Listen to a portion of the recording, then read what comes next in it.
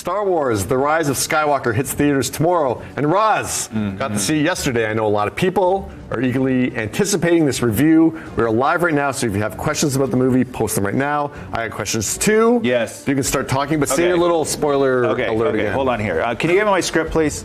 Just I need my script. Somebody brought it in because I'm going to say a lot here, and then if I screw up, I'm going to do it all. I'm going to do it all here. I know, but say your spoiler thing again. Set that up again. That you're going to say some listen. minor spoilers. There's going to be minor spoilers in this. So if you don't want spoilers, then you know what to do. Just go back and watch this later. Okay. So this is my official Star Wars review for Rise of Skywalker. And as we said off the top, there have been people from Australia to Europe to South America to the United States, all over Canada. No, that have been saying, when is your review happening? It is happening now, okay? And much like with Jedi, when that came out, I found myself sitting here disagreeing with all of the critics because when that movie came out, it was like 100% on Rotten Tomatoes, and I was like, y'all saw a different movie than I did because you know how I felt about it. I did not like it at all. And then today, I find myself in a very similar position where I'm disagreeing with the majority of the critics because when I woke up this morning, this movie was at 54% on Rotten Tomatoes. Right. And I was kind of weirded out by that. These are my big problems with Jedi. Okay. He forgot who the heroes were and that he didn't like them or whatever it was. He tried to force in new heroes into the story. He broke up the band. That's the big problem. Okay. Rey, Finn, Poe, and Chewie, those are your heroes. And he didn't give them any scenes together. Okay. He weaponized lightspeed. If you could weaponize lightspeed, then the rebels would have been ramming their stuff into ships and Star Destroyers from the very beginning. He had people arrested for a parking ticket. He wasted Snoke, he wasted Phasma, and he wasted Rey's history. And apparently now you can run out of gas in Star Wars. He never let Luke, actually Luke, off the island. And then when he did, in whatever version of Luke it was, he made him do this thing. Right? I could go on. Now, suddenly suicide missions were the key to success. Akbar goes out like a hero in the movie, and then Rose craps all over those sacrifices by stopping Finn from doing what all his comrades just did, and then she does a whole love always wins speech that then leads to hundreds of her own people getting slaughtered. Anyway, okay? He forgot who the heroes were. So let's start here. Pause. Okay, so that is why, just to recap That's of just why a setup. We haven't even talked about the movie yet. Right, that is why I didn't like Jedi. I'm waiting to ask questions, but I'll wait until you guys get to it. Now, so let's start here. That is what J.J. Abrams had to work with, okay? There's a ton to criticize about Skywalker, but keep in mind what they had left after Jedi going into this. Yes, Palpatine is back, but what else is he going to do? Also, the most shocking thing is that all this wasn't laid out. I have a hard time believing that they went into this without writing 3 full stories, even before they shot a single frame of The Force Awakens, but whatever, it's only Star Wars. Okay, now, you've heard that this movie is a big slap in the face to Rian Johnson, and it is. Is it? Yeah. Oh my God. With the exception of a few key scenes, you don't actually have to even watch The Last Jedi anymore. Oh, wow. Okay? Rose and Finn's romantic arc is wiped from existence. Wow. There's even a scene, and I kid you not, where Finn is like, hey, Rose, we're going to go jump on the Falcon and go whoop some bad guys. You coming? And she's like, no, Leia wants me to stay here and go through some paperwork. And then he's like, cool. And then he leaves. And that's really the last you see of Rose. Right. I kid you not. I kid you not. Okay, do they explain Palpatine? Because Palpatine is back, we all know that. Yes, they do. Does it make sense? I guess. Maybe, really, but it's fine. Do they do justice to Luke and Rey's backstory and Princess Leia, Admiral Leia? Yes, they do. Okay, after Force Awakens, when people were speculating about Rey's past, a ton of people guessed it right. And back then, people were sort of stoked about it. Some of you would hate it now, which is weird because a lot of people were... So you're saying we do learn who her parents are? Yes, okay. Because that's what Rian Johnson did away with. And then, of course, J.J. Abrams has to fix all those mistakes. I was totally fine with it, okay? But I think that I would have been fine with any legit backstory after what Rian Johnson did. The Knights of Ren are kind of lame and they don't really do anything. Lando's great. Chewie's always the best. Poe gets the story arc and respect that his character deserves.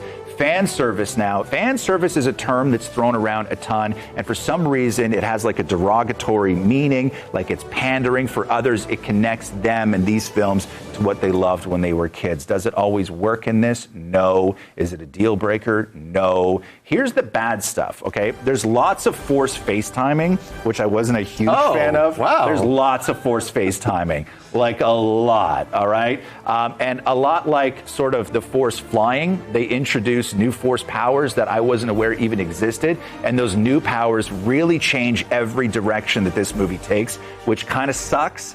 But you figure that, you know, you can't get info on somebody, or you need to travel somewhere, or you need to save somebody. All you do is just invent a new force power, and then you're done. So that's what they did. So I'm not happy about that. Maybe it existed in the books. I don't know. But there's just a ton of convenientness in this movie, like almost too many convenient things going on. Cloning, yes, cloning. That happens as well.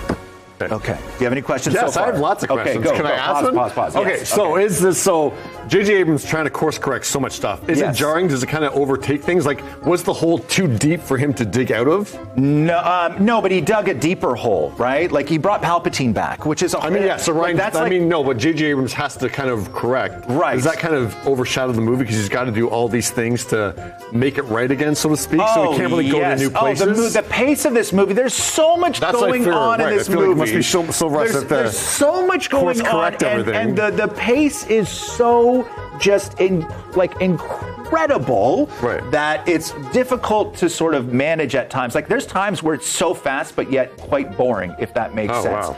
Wow.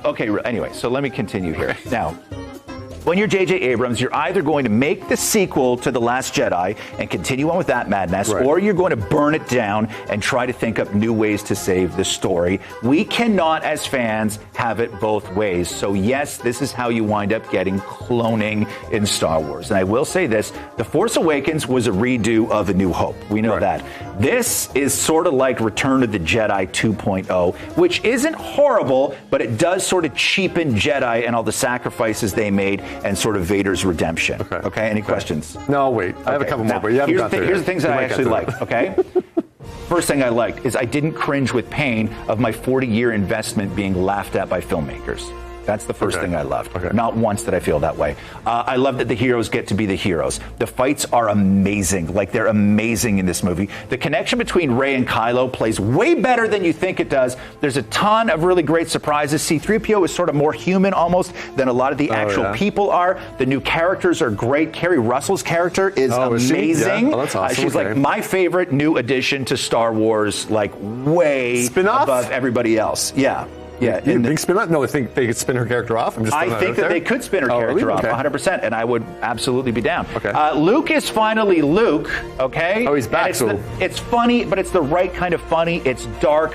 Like, it's really dark, but it's the right kind of dark. Now, there's going to be a ton of people who write this off based on spoilers. Don't. I feel that they did what they could with what they were given, and I left as a fan actually satisfied. Like, I actually quite enjoyed the movie. It's not as good as Force Awakens, but if you're a fan who had a ton to say about The Last Jedi, they heard you. Whether that's good or bad, they heard you. Will everyone be happy? No, because it's Star Wars. And while we're at it, I do think that my anxiety and expectations were much lower going into this because I love The Mandalorian so much. This movie, The Rise of Skywalker, didn't have to save Star Wars because Baby Yoda already did that. But it's good, and I actually really liked it. Okay, a couple people are asking a scale from 1 to 10. Can you give it a number? I can't give it a 1 to 10 because then I have to start ranking all of them, which I'm going to do another video where I do rank all of them.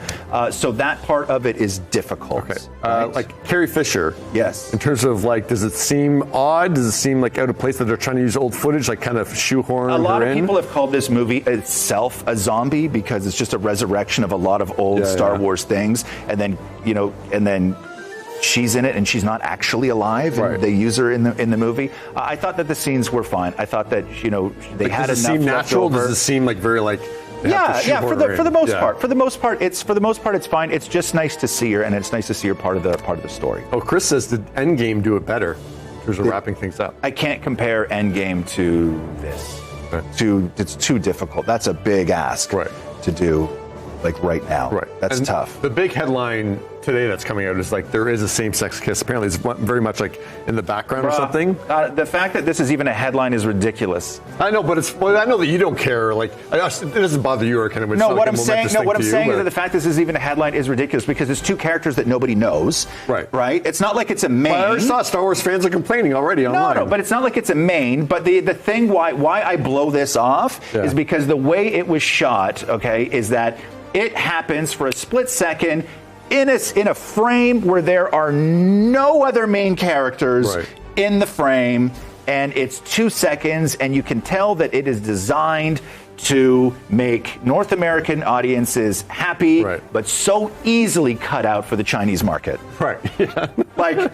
Just like there, it's gone. Put those two together. Don't even know it exists. Right. And Maxine says, was there a big battle like in episode 3? Oh my God, there's battles everywhere. The lightsaber fight. Yeah, like that boat or whatever in the rain with. The boat. Oh yeah, the skiff when she's going to the thing. The lightsaber fights in this movie are amazing. Yeah. Like they're incredible. Like I said, the only sort of fights that really sucked were the Knights of Ren. They're stormtroopers. They're nothing more than stormtroopers. Right. Like that, wearing black, emo, right? But that's it. Is there any like solo Harrison Ford, or is that a spoiler if you say that? Do you want me to spoil it or no? Interesting. I don't know. Yeah, I want to know. Interesting. The other people can turn it off now. Okay. Say one about solo. Okay. People have turned it off by now. Yeah, it's after Kylo, who's really like wet and emo, and he's after a big fight with Rey, where she fixes him with that Force thing that I didn't know that Jedis could do, but apparently they can. Then he has like a vision where Han then comes and talks to him, and he delivers the same line that he did in The Force Awakens. Okay, I like that. Okay, it's good. But I didn't hate it. Like, it's fine. Right. It's nice to see. Are you satisfied? Yes, I'm satisfied. I know a lot of people aren't, and I'm telling you, all the people who loved Rian Johnson's Jedi hate this movie, and so if you are one of the people that hated the Rian Johnson movie, there's a good chance you are going to feel satisfied with this. Right. Here's a good final question. Kendall just says, why does Star Wars get you so excited? Because it's what I loved when I was a kid, and I love talking about movies, and I love talking about Star Wars, and I get excited about it.